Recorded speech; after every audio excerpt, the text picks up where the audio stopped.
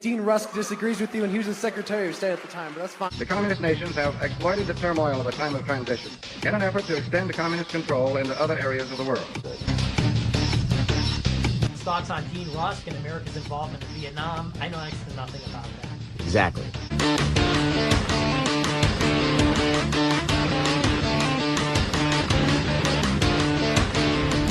Where were the anti-Semites and the campuses when Israel went for peace in the Oslo years? How come that the world hugged Israel then? From coast to coast, from continent to continent, campuses and others hugged Israel because Israel went for peace. Now when we look backwards, obviously we see it was a kind of a trap, but let's put it aside. Where was anti-Semitism then?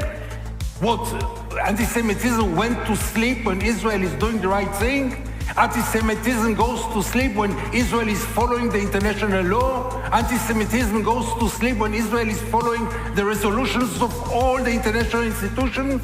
It just wakes up if Israel doesn't? So if so, let's ask ourselves, what is the contribution of Israel's policy to the increase of anti-Semitism in the world? The Deadly Price of Pursuing Peace by Evelyn Gordon in Commentary Magazine, January 2010. When the Oslo process began in 1993, one benefit its adherents promised was a significant improvement in Israel's international standing. And initially, it seemed as if that promise would be kept. 37 countries soon established or renewed diplomatic relations with Israel. A peace treaty was signed with Jordan. 5 other Arab states opened lower-level relations. But 16 years later, it is clear that initial boost was illusory.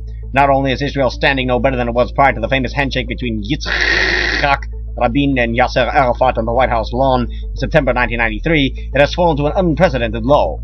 Efforts to boycott and divest from Israel are gaining strength throughout the West, among groups as diverse as British academics, Canadian labor unions, and Norwegian government investment fund, and American churches. Israeli military operations routinely spark huge protests worldwide, often featuring anti-Semitic slogans. References to Israel as an apartheid state have become so commonplace that even the former president of Israel's closest ally, the United States, had no qualms about using the term on the title of his 2007 book on Israel.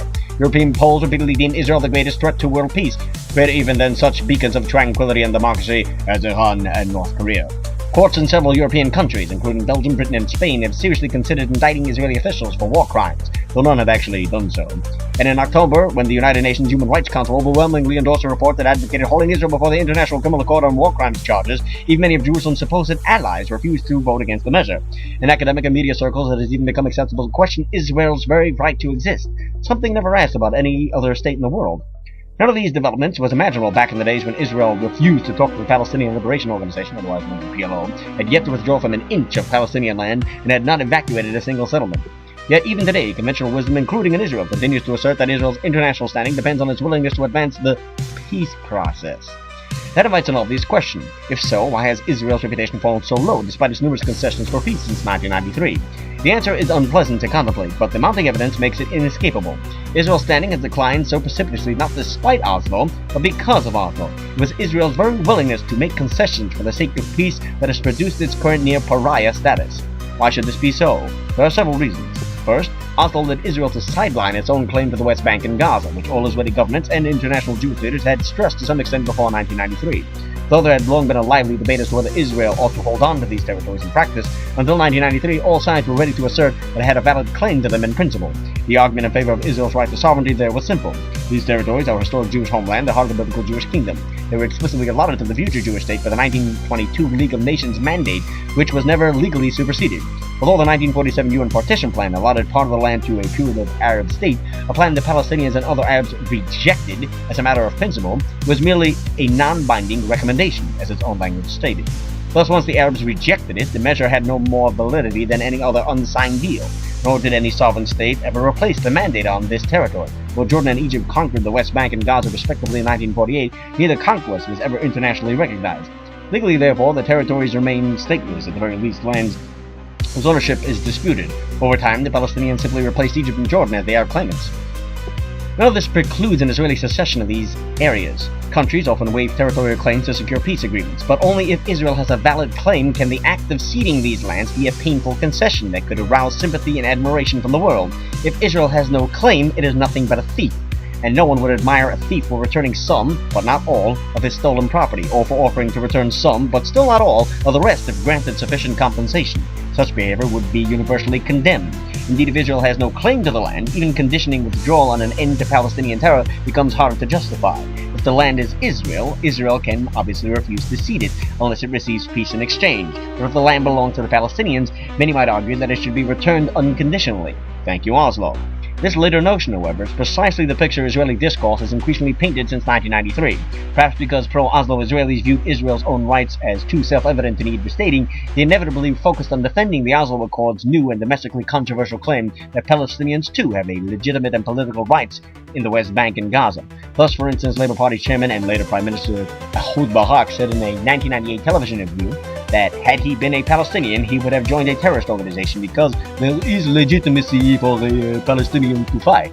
Such claims were rarely heard from mainstream Israelis prior to 1993. While the moderate left had always favored ceding territory, it historically framed this as a necessity of peacemaking rather than a matter of Arab rights. Moreover, as repeated Israeli concessions brought only more Palestinian terror, making them harder to justify in the name of peace, even right-of-center Israeli leaders increasingly justified them in the language of Palestinian rights. Then Prime Minister Ariel Sharon, for instance, stunned the Knesset in 2003 by declaring, "I think the idea that it is possible to continue keeping 3.5 million Palestinians under occupation. Yes, it is occupation, you may not like the word, but what is happening is occupation. It's bad for Israel and bad for the Palestinians. But if Palestinians have legitimate rights to this land, it must belong to them. And if Israel is occupying the land, it must not belong to Israel. That in plain English is what rights and occupation mean." The problem was exacerbated by Sharon's unilateral disengagement from Gaza in 2005 and Ehud Olmert's election the following year on a platform of unilaterally quitting most of the West Bank. Until then, Israel had deemed evicting settlers from their homes a personal and national tragedy that merited sympathy and compensation. But then two successive Israeli prime ministers declared that for both demographic and security reasons, uprooting settlements was an Israeli interest.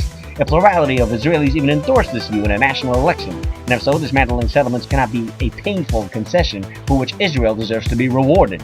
Granted, much of the world has disposed to accept the Palestinian claim even before Oslo, but as the sage Hillel famously said 2,000 years ago, "If I am not for myself, who will be for me?" Oslo marked the moment when Israel stopped defending its own claim to the West Bank and Gaza and instead increasingly endorsed the Palestinian claim.